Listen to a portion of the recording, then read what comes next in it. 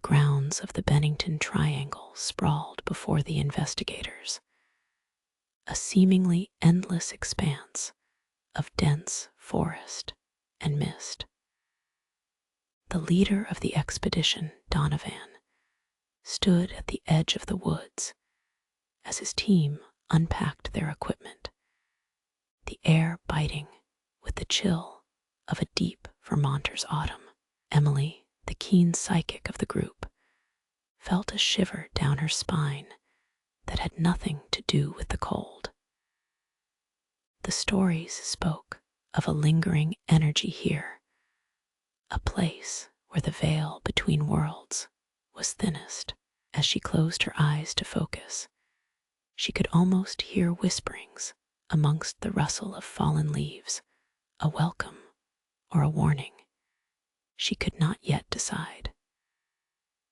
The trailhead was marked by an old wooden signpost that read Long Trail, a name known to locals and hikers alike, now infamous due to the events associated with its path. A strange stillness settled over the group as they started on. Even the birds seemed hesitant to break the silence, creating an oppressive atmosphere that pressed against them as tangibly as the gloom. "This is where Paula supposedly disappeared," murmured Gabe, the researcher tasked with uncovering the historical notes. He adjusted his glasses nervously as he reviewed his papers. Maps showing no missing segments or dangers notorious for causing such vanishing acts. As dusk began to fall, leaving the sky in twilight's muted hues, Donovan called for the group to settle camp. An unnatural quiet still surrounded them, only occasionally punctuated by the sound of twigs snapping under unseen feet. Emily couldn't shake the feeling of being watched, the sense of eyes fixated upon their small camp. Then, as she glanced back into the forest, a shadow flitted across the edge of her vision, fleeting but undeniably human. When her eyes refocused, the shadow was gone, but the sense of unease remained pervasive and unyielding. Under the vast canopy of ancient trees, Donovan reviewed their plan, while the rest of the team began to set up various pieces of equipment designed to capture any supernatural phenomena. The forest, surrounding them like a living entity, seemed contradictorily deadened of sound, amplifying every word they spoke. It was as though the very air resisted disturbance, whispering among itself in hushed tones that went unheard but never unnoticed. Emily took charge of setting up the audio recorders, feeling an inexorable pull toward a particular grove, where the trees gathered like old sentinels, guarding some forgotten secret. As she worked, she paused frequently, caught by fleeting feelings of vertigo and disorientation, manifestations, she presumed, of the ethereal influences she perceived at play. Donovan called over the others to begin the first sweep. He was acutely aware of the importance of structure and reason in these investigations. Unknown energies required careful documentation. Hysteria led nowhere. A sudden chill, the kind that creeps over bare skin despite adequate warmth, caused the hairs on Emily's neck to rise.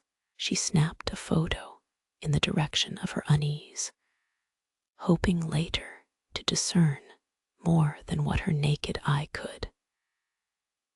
When she turned back to the others, Donovan's eyes reflected her own growing concern. In this place, a realm where the wilderness and the unearthly intertwined, their investigation grew darker, taking shape as an ominous presence. The night deepened, bringing with it the sounds of unseen creatures that seemed to linger just beyond the veil of darkness. Donovan and his team gathered around a small, flickering fire, its light casting wavering shadows that danced like specters on the encircling trees. Gabe read aloud from his journal, recounting the known history of disappearances within the Bennington Triangle. Each story was a thread in a tapestry of mystery they hoped to unravel, though each tale brought only more questions without answers. Emily listened closely, each recitation further confirming her sensed impressions of this place. The air felt heavier with each story, saturated with the echoes of those gone missing, their fates speculated but never confirmed. She wondered aloud if their presence was provoking something to awaken, to notice them. The group fell silent at this suggestion, the weight of her words tangible in the cool night air. Suddenly, the static from one of the recorders spiked sharply, a jarring noise breaking the fragile calm they had established. Moments later, the sound cut off completely, leaving a dense quiet that was more alarming than the noise itself.